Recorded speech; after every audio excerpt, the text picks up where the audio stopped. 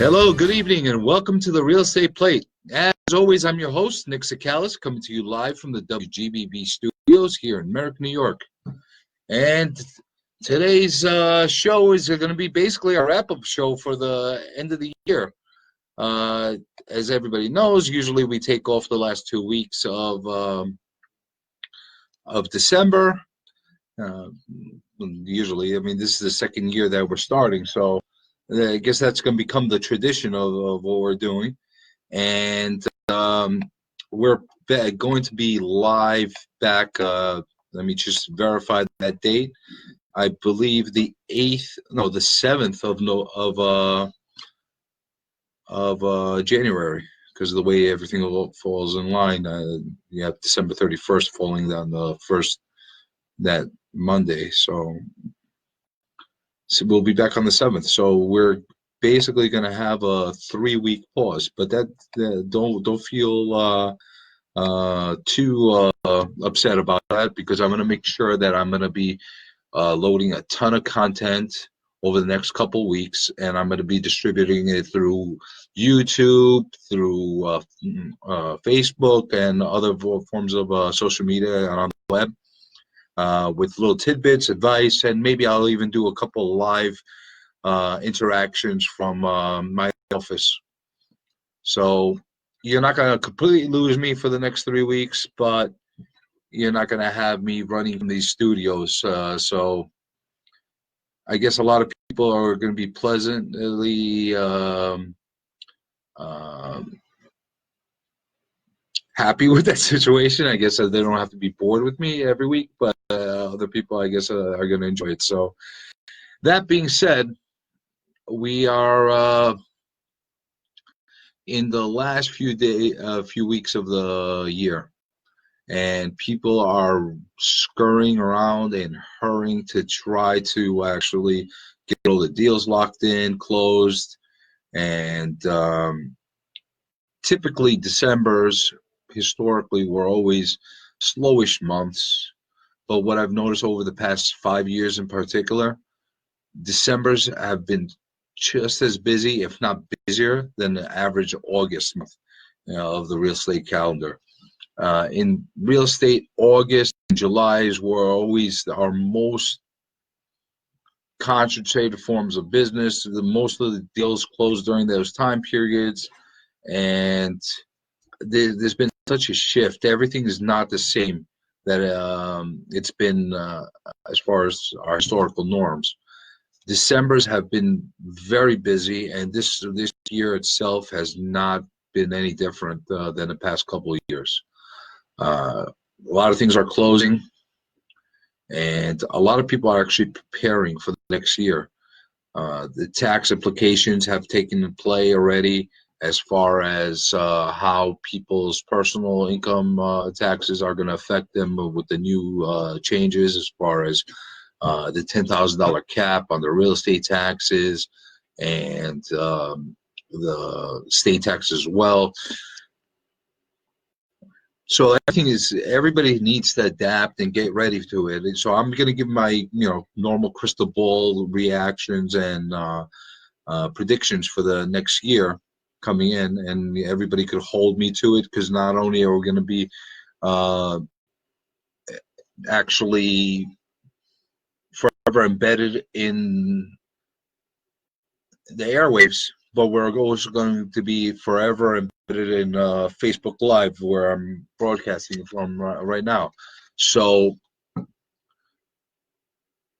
before I get into the predictions and my feelings towards how this market's going to be going into the first quarter and into the year of 2019 altogether, I just wanted to come back at everybody with one thing that I have been drilling for the past couple of weeks, and that's your new tax assessment. And this is really, more than anything else, applying to Nassau County. Everybody has to do these things, but Nassau County more than anybody else. The tax impact notices have been coming to each individual house.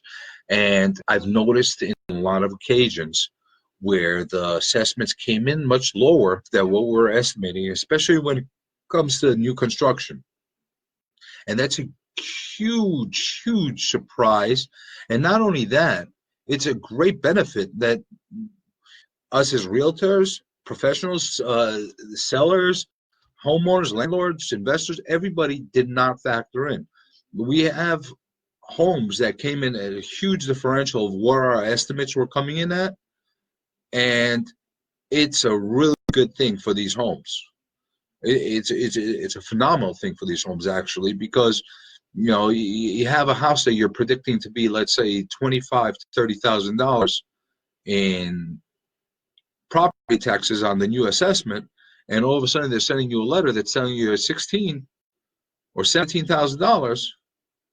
That's a big difference, a big chunk, and that difference alone is a mortgage payment in itself. And you know that just like anything else in property taxes, they're always going to go up. So the lower the basis that you're going to start with is always a good thing. I think it's huge, and everybody needs to keep their eyes focused on this. On the flip side, you also have a situation of homes that really should be at lower rates that are coming even higher rates. And in many cases, I'm shocked. I'm absolutely shocked of the jumps that they're taking. And now's the time to take a look at these letters and figure out what you need to do, because you're not going to be able to grieve your taxes the way we historically could in the past. And starting 2022, they're revamping the whole model of how to grieve your taxes in Nassau County. So I strongly suggest you become proactive. You do everything you can to be able to bring down those taxes as much as possible, because it's going to be a huge burden once they take effect to be able to pull it back. And and Nassau County is one of those places that's very difficult to get money back on what you've already paid in the past. You could more than likely try to adjust it moving forward, but you've already paid a whole chunk. So it's something you want to be very mindful of. Do not dismiss these letters. Do not dismiss them when they come in. It's huge. And like I mentioned, we were so pleasantly surprised on a couple of cases, and this is going to be a game changer for certain places that people were hesitant to pull the trigger on because of that extra tax burden. That's going to help them make that decision of moving forward and purchasing those homes.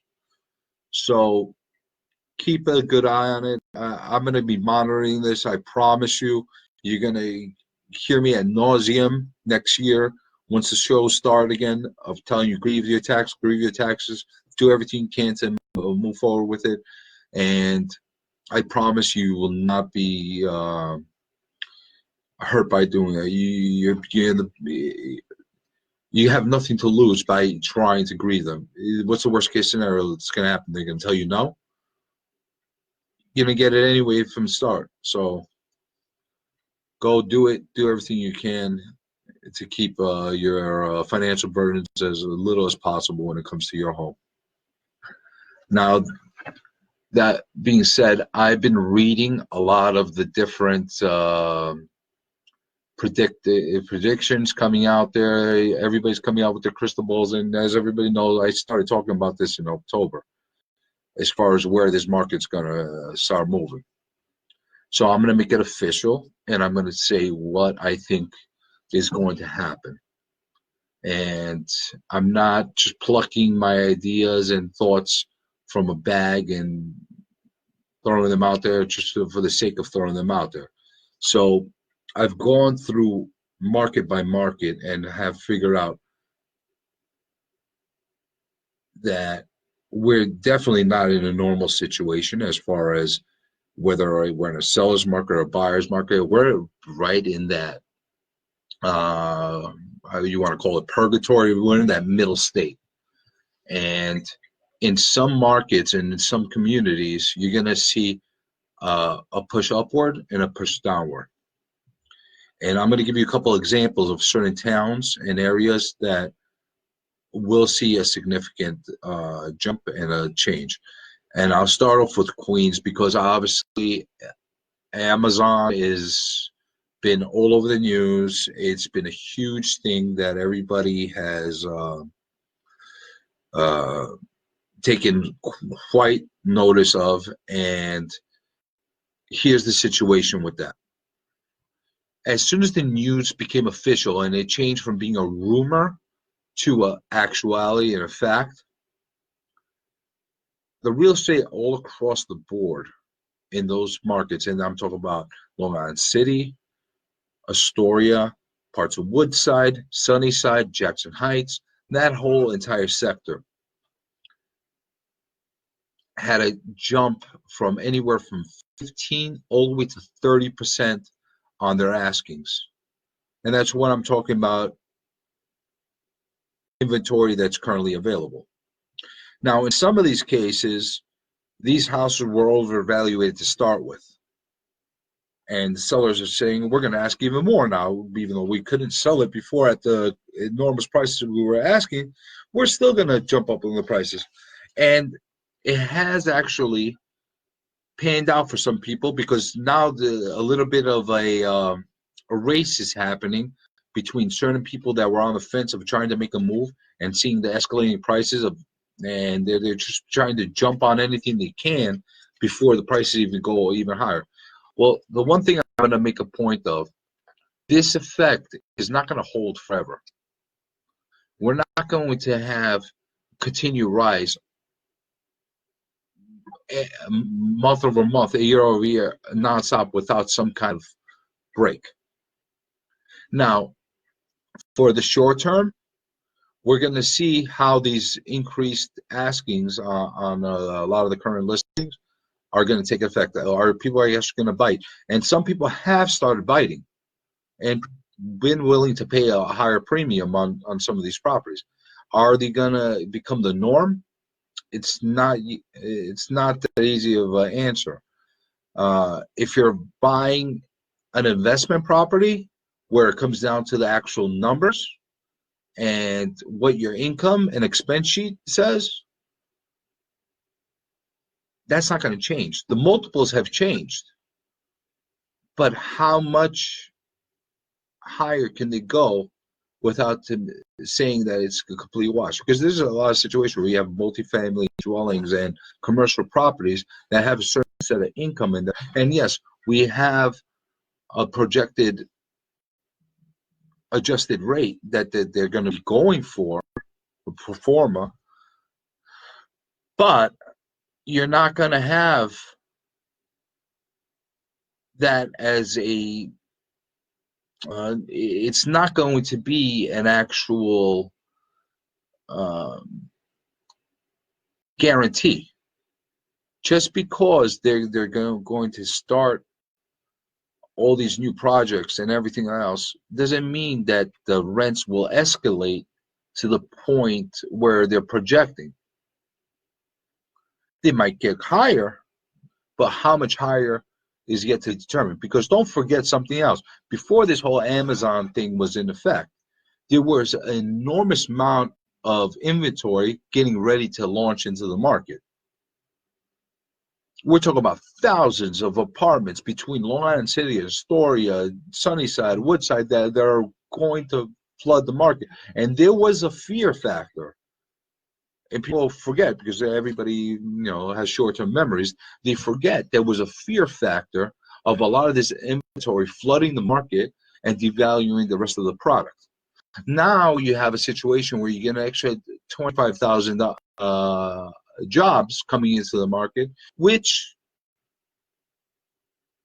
will help fill in that void and that gap of those apartments. But don't forget another thing.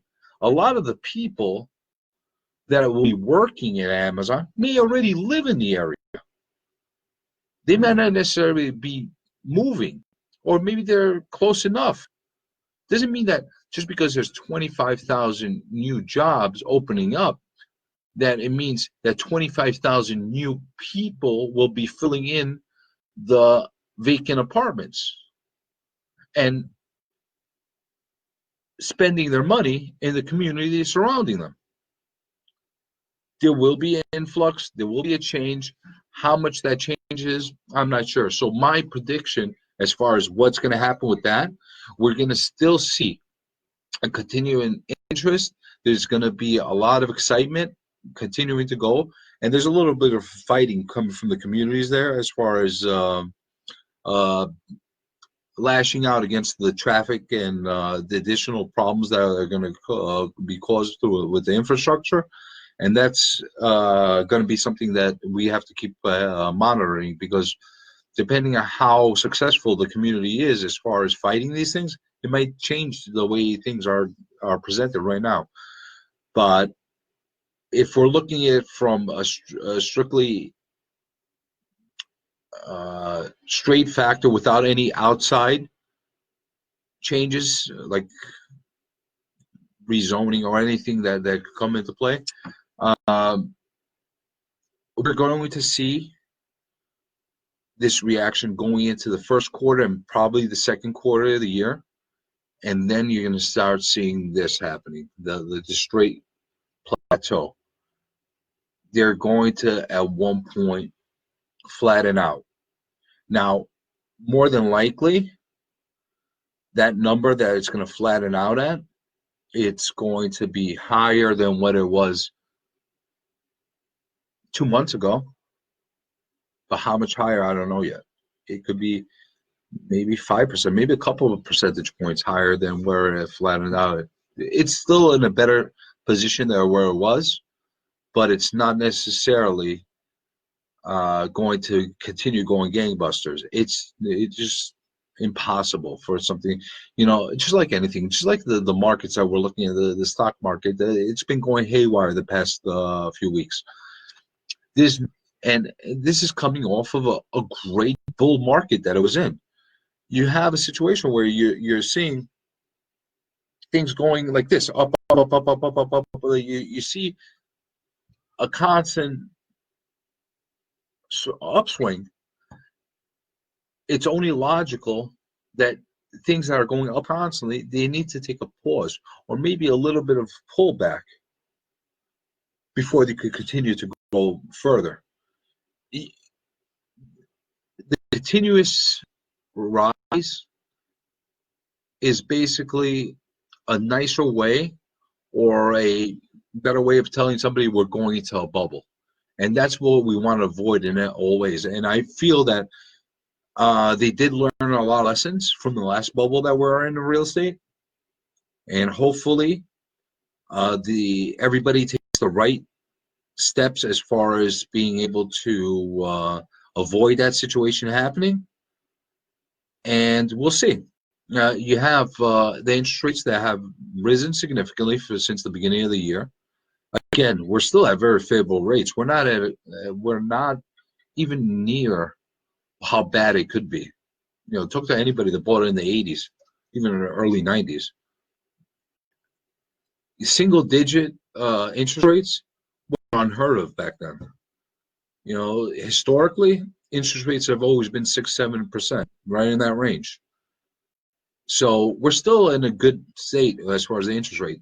Buyers are still buying, but they're being more cautious about buying. They're not buying the way they were.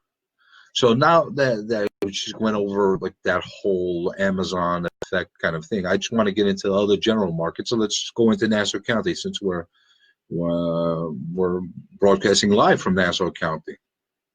And here's what's happening right now, and has changed from this time last year to the point in time that we're speaking right now. The inventory has evened out. At this time last year, there was still a imbalance. Quality inventory was not readily available.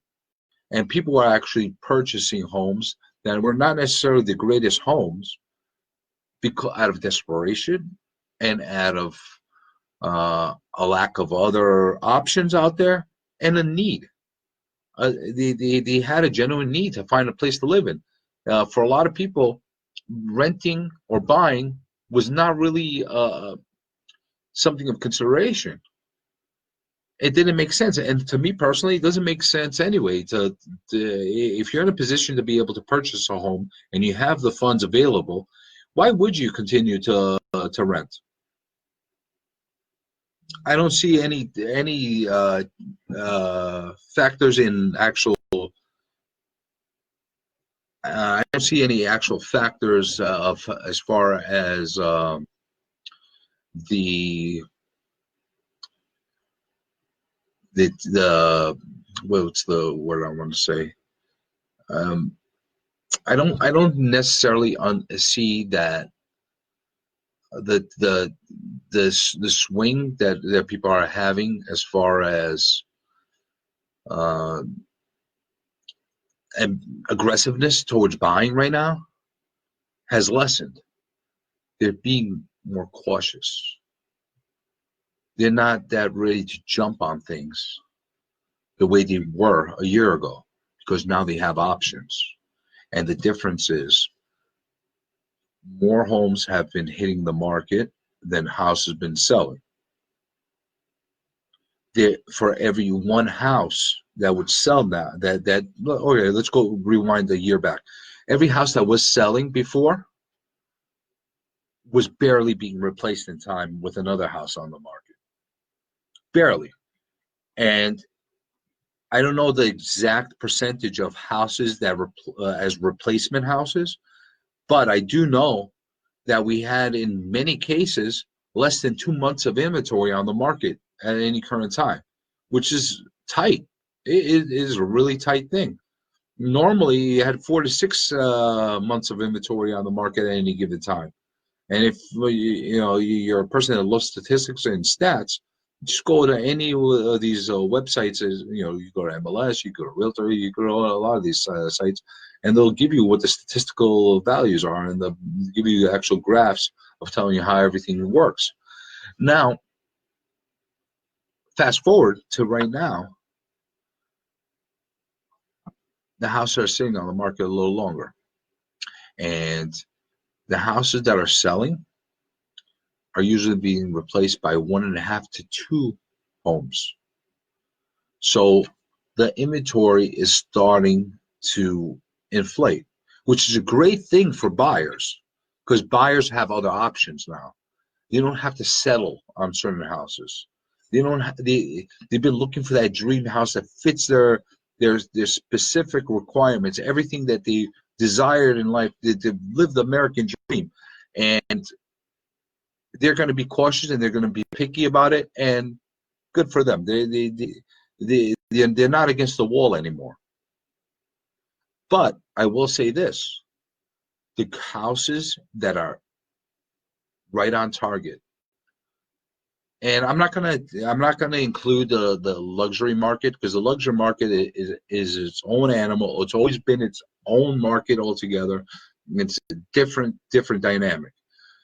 I'm talking about your conventional, typical type of homes. So let's say something across the board that's going between $500,000 to $700,000, and that's pretty much the norms of what you're seeing on a lot of houses throughout Nassau. Obviously you have variances. You have the sectors that have $300,000, $400,000 houses, and you have the other ones that are $1 million plus that are standard. But for the most part, we're talking about that $500,000 to $700,000 range, which the largest buyer pool is looking in. You have the opportunity right now to be able to be picky, be choosy, pick out what do you want. But when those houses that are premium, that are done completely, they're mint, they have no issues going on with them, they sell instantaneously because the buyer has already been trained. They know when something is good, not to let it go. And in some cases, bidding wars are still going on those type of houses. I know that a lot of people are not seeing that, but it is happening. If the house is priced appropriately and it is done, it's perfect, I'm not gonna use the word perfect. The word perfect is not the right thing because every single situation has its perfections and imperfections. But if it's as close, it's a 9 out of 10. Guess what? That house is going to sell very quickly, and it might very well possibly uh, get into a bidding war, and that's going to continue. I promise you, in the first 3 to 6 months of this year, the houses that are priced on point correctly, they are going to be selling fast, and it's not going to change unless we have some kind of outside factor that alters the markets. And I'm not even gonna think of anything towards that extreme because I'm not going to be predicting natural disasters or catastrophes happening from the outside. I'm looking at everything as it is and as it's coming at us. So that's not going to change. The difference is you're going to see continuing forms of additional inventory that are hitting us, and that's going to affect the markets as far as slowing down the great growth of the pricing. And we have seen that stabilize in a lot of markets where the pricing has kind of halted. And you do get a lot of these higher asks coming in, and that's in many cases you're getting a lot of these Johnny come latelys, where you have a seller or homeowner that have seen everything around them selling for astronomical rates as far as they're concerned, compared to what their expectations were of what the home values were. So they're seeing one house after the other selling at higher numbers. The one house is breaking a new record, the next one is breaking that record, and so on and so on and so on. And you're getting a lot of these seller homeowner mentalities that say, well, my house is the best in the world. Because, just like anything else, every single homeowner thinks their house is the best in the world. And sometimes it might be. It might be the best in its category in the area. I'm not going to say that unless I see the place. But for the most part, their homes are not the best in the world. And that sometimes, and in many cases, actually, they're subpar. But they're putting these, in many cases, outrageous prices on these subpar houses and taking the mentality, well, if I sell it, I sell it. I don't need to move. But if I get my price, I'll sell it and I'll move. Thinking that maybe they'll get it. And maybe they won't. But they're indifferent whether they will or not. And they love wasting realtors' time. And the ones that actually take down these listings at those price ranges are, masochists, because they want to basically work for somebody on a property that is really not going to achieve the asking that they're going for. And if you know that going into it as a professional, you're doing yourself a disservice. You're doing the seller a disservice. You're doing everybody. If you go into a house that's in all ways connected, you're thinking is a $500,000 house, and the seller is asking $750 for it, I think you're going into a situation where you're in the mood to start babysitting a place. Now it's different if it's a unique kind of situation. So it's a house that's completely different. It's offering something that other homes in the area don't offer, or if you're offering a product that never existed, that happens too. Those are harder to decipher what the market's going to bear for it, because basically you have to offer it out to the public and allow the public to the opportunity to basically relay the message back to you. This is how we value your place. So if you're in that kind of a situation, I could understand it. But if you're going for these situations of appeasing sellers by putting in astronomical numbers just to stick it and put it on the market. Say, hey, I got a listing. That's not a great approach. But forget about the professional, the real estate agent, broker that they're taking on a listing, and those individual sellers that don't mind wasting their time.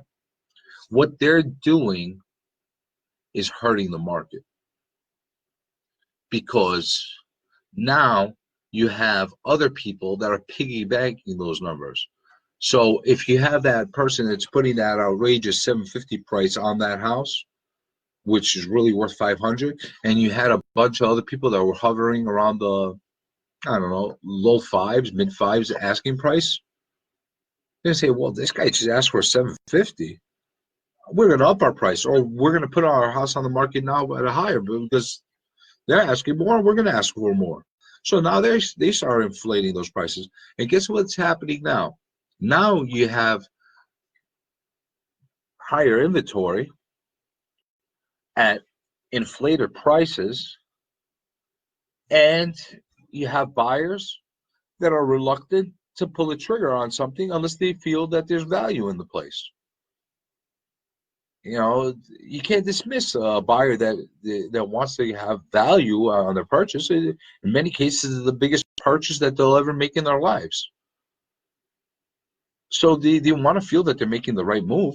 And here's another problem that a lot of people don't take into consideration. When you're putting a heavily inflated price on these properties, a lot of them won't appraise. So you're going to have more and more houses that are under contract fall through at the end, or have to get renegotiated at the end, because they agree to at a higher price that won't appraise. You know, the number one thing to look at all around you is what the comparables are selling for. And you want to compare them apples to apples. So if you have houses that are all, let's say you have splits all across the line. They're all splits, they're all the same square footage, etc., etc. Some are a little nicer, some a little uglier, some are updated, some are original. You take it all into consideration. You find the medium of what they're going for, and you basically adjust, going up and down depending on all the extra bells and whistles they may or may not have. So if you're taking that approach and you're trying to make sure that the house sells, and it overreaches numbers that just are way off of what any appraiser will hit, you're going to have two issues. You're going to have one issue where either you're going to have to renegotiate and bring down the price, or you're going to have a settlement from the seller and the buyer to find a meeting of minds, or you're going to have the buyers walking away altogether from these properties. And I promise you, you're going to see many more homes that are bought in at those evaluations that are going to basically fall apart after they're in contract. How do you think that's going to affect the market? It's not going to affect it in a positive way. It's going to make everything go stagnant for a little while. So I strongly feel that where we are right now is going to continue for at least the first half of the year as well. And we're going to actually see an adjustment for the second half of the year. If the homeowners and property owners and sellers all start to adjust with the way the momentum of the market is going and make the right and appropriate corrections, the market will steadily keep going the way it goes, and hopefully we'll reach a point down the line, maybe not this year, but going to next year, where we'll start seeing an improvement as far as additional sales. And don't get me wrong, the one thing I want everybody to understand is it's not like we're in a flat market where things are not selling. Things are still selling. They're just not selling as quickly as they were, a year, 2 years ago. And the thing that's kind of uh, changing everybody's mindset, and media loves harping on this and everything like that, is the additional inventory that's hit in the market, and you're seeing these signs going up everywhere, and so you see additional things, and you're thinking, well, nothing's selling. Well, yeah, no, that's not true. People are selling. Homes are selling. People are selling their homes. We're selling them every day. We got closings are still happening. It's not like a situation where everything just paused. It's just going a little bit slower than what it's been in the past. And it's nothing to be scared of. It's just something you need to adjust to, and put your mentality in that type of positioning where you can understand of how to approach it going forward. Now, we talked about this in the last week a little bit, and it's something that a lot of people have written and called me about, in trying to understand why I take this approach, and why I believe the way we're moving right now. And I want to make that very clear with everybody, so they can understand of how I come up with my mentality. One thing is, I've been doing this. I've been working in this business for many years. I originally got I took my courses and everything when I was 18 years old. Been working on and off the market for over 20 years. Been doing this full time for well over a decade. And it's not that I like to be pessimistic, or I like to be enthusiastic, or everything. I like to always be even keel, and I love to give everybody my personal thoughts.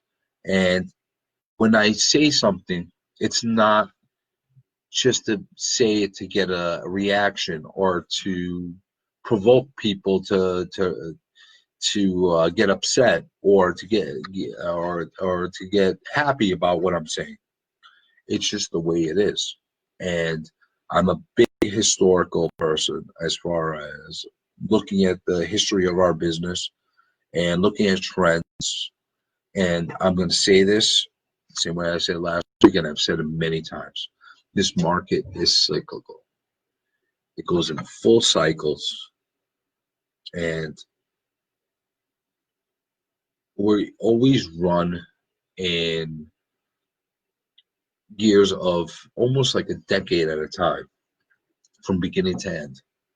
And we're at a cycle phase where, if you take where we were in 2008, and I'm not going to consider 2008 the beginning of the cycle, because 2008 was actually the end of the old cycle, going into 2009. We didn't officially hit the new cycle until we got into 2010. So if we're looking at it right now, we've taken a swing going from 2010. And if you look at anything that's been on the market or has sold, because there's been houses that have sold twice or three times during the same decade, because they were flips. People bought them and resold them, that kind of thing, and bought them at very depressed prices at the beginning of the decade. So we're in 2018 right now. We're about to wrap up. What's that mean to everybody? We're at the end of a bull cycle. I'm going to use that terminology of just going up, up, up, up, up, up, up, up, up. Doesn't mean that it's going to die and go full circle around. At this point, it means we could continue going the same way we've been going right now. We could continue going the same way into 2020. It could be that we have this blip and think of it almost like a step. And sometimes when you're going up those staircases that, you know, you have 100 stairs to go up and down, whatever the case is. Sometimes, no matter how good, how great a shape you are in, and how much you used to going up, sometimes you got to take a pause on one of the landings, or maybe you stop at one of the stairs and you say, hold on, let me catch my breath. Let me look down and see how far I've gone, and look how much more I have up to go. And the market's the same way. It might be very well that we're in that position right now, that we're taking that pause, that breather, that just thing that benefits you as far as just calming down the situation. And maybe once you take that breather, the market takes its breather, takes that pause, it'll start be ready to go back, continue going up. That is where I feel that we may be at right now, because there's a lot of factors that are not telling me that there's still a little bit of a run left in this. You know, we might not be in one of those 10-year cycles. We might be in a 15-year cycle. Who knows? You know, again, like I said, we're cyclical. Everything is going to take adjustments. Everything is going to take corrections. But it's not a reason to be scared of. It's not a reason to say the sky is falling. Nothing to that effect. No matter how big of a dip real estate has ever taken, it's always found a way back. And, you know, certain communities, like if your area turns into a ghost town, well, I'm sorry, that's not going to help you in any way.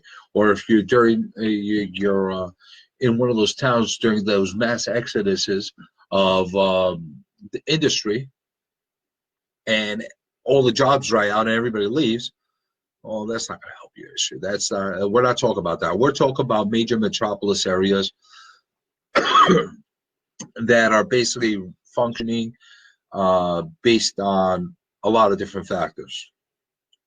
You know, New York has a lot of reasons why people are here and continue to come here. Places in California, the same thing. Parts of Texas, which is going gangbusters, in my impression, in my personal opinion, I think has more room to grow, even more. But these are major metro areas that will continue to grow, and there'll be a reason for these areas to continue to grow.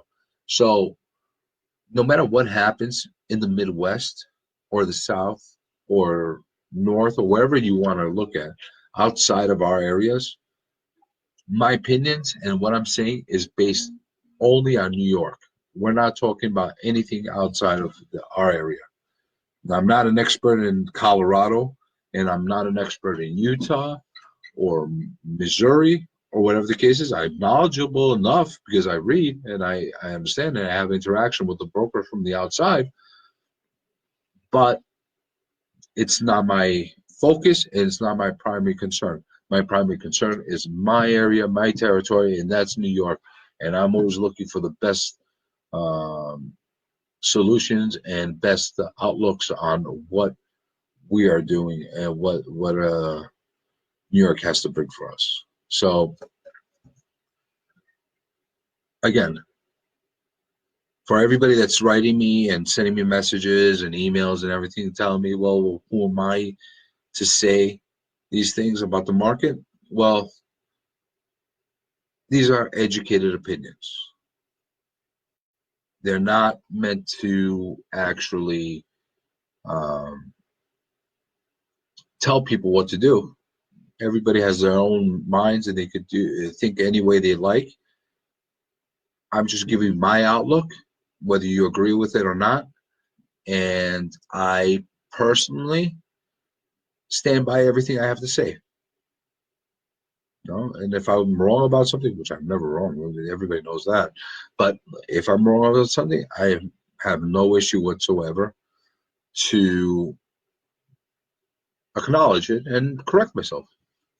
You know, we're all human beings, and that's the case. But You know, I'm actually looking forward to 2019 in a major way. I think there's going to be a balance.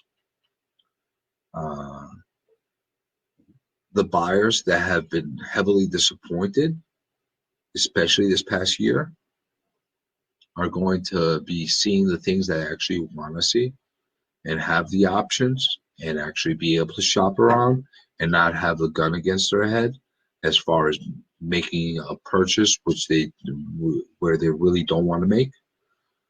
I think it's going to be a very good thing. I think the fact that there's going to be um, additional inventory will help the sellers as well, because it's going to help them understand the value of their properties more than what they did before.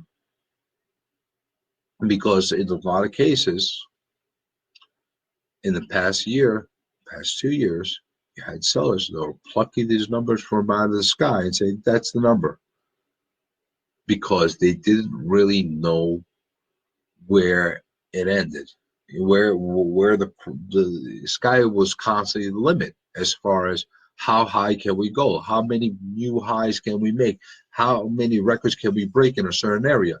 And for the most part, it applied a lot in new construction and that kind of thing, and larger homes and niche type of homes and that kind of thing.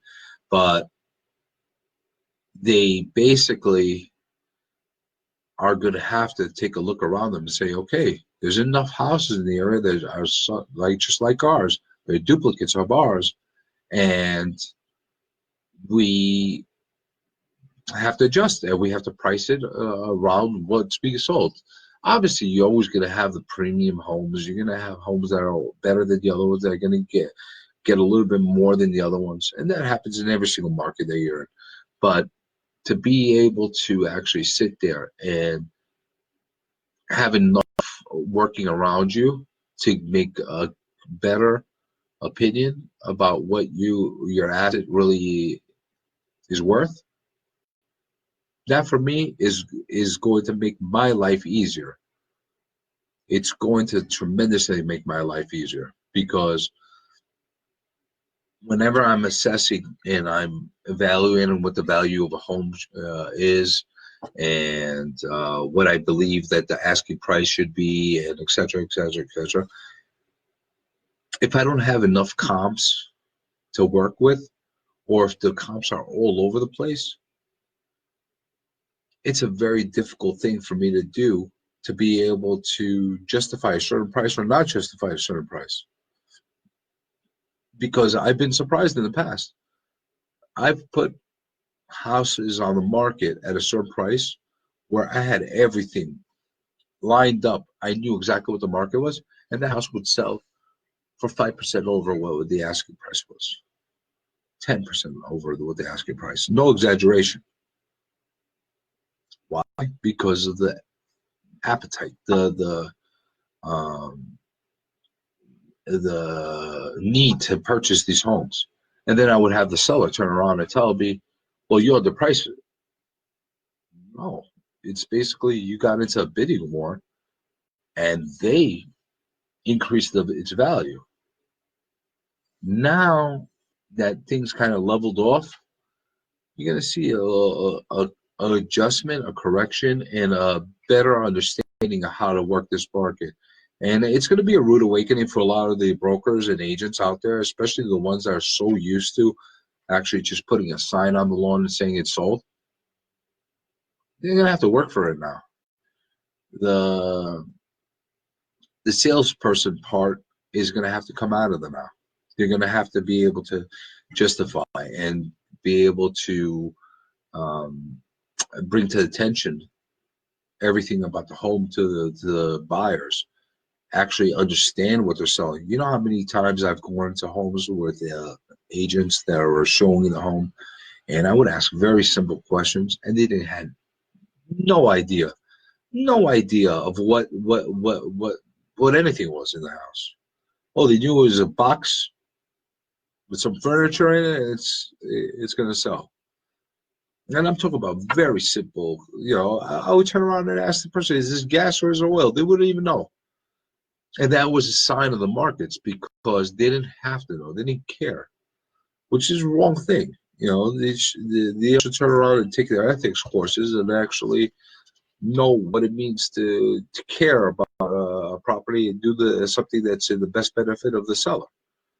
Because who knows, if you had a lot more competent people that were selling the market, the values might have gone even more than what they really did. But you had a situation where these things were selling themselves so easily that there was no reason to work it. Now people are going to start having to work their properties. And that's okay. That's the part of the business that I really enjoy. I love the sales part of it. I love when people come in to preview a home and to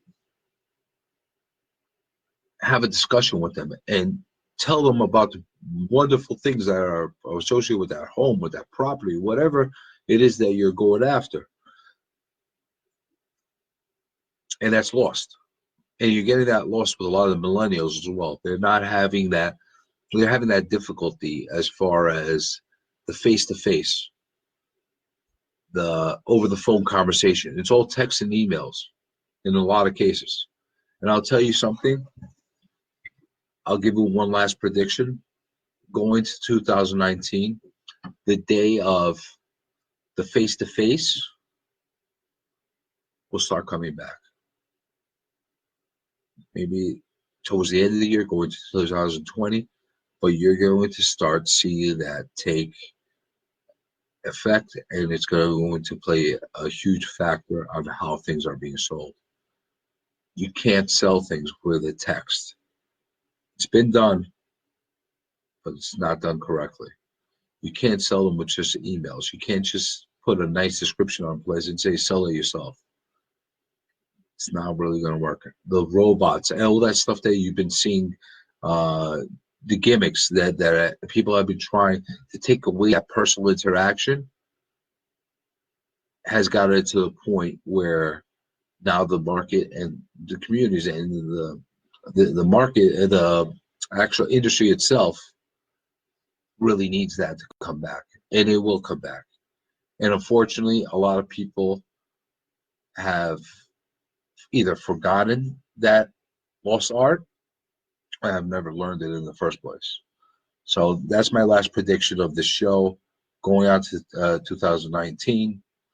I will, like I said, be releasing a lot of stuff over the next couple of weeks up until going into our next show, which is going to be January 7th. I just wanted to make sure that everybody understands that on my lines and the way to comment and send me emails will still be available. So I will be answering people's messages, texts, anything that they'd like to contact me about.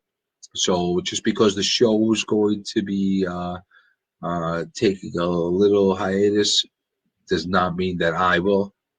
As everybody knows, I really go 365 days a year, so that's not going to change. So I'll always be accessible for everybody. And just do me a favor, just don't send me a ton of stuff during Christmas Day because I don't want to answer it during that day. But that being said, I just want to wish everybody a very Merry Christmas and wishing everybody a very happy, healthy, and prosperous new year. All the best things for 2019, and I'll be with you again in January 7th. Enjoy the rest of the year.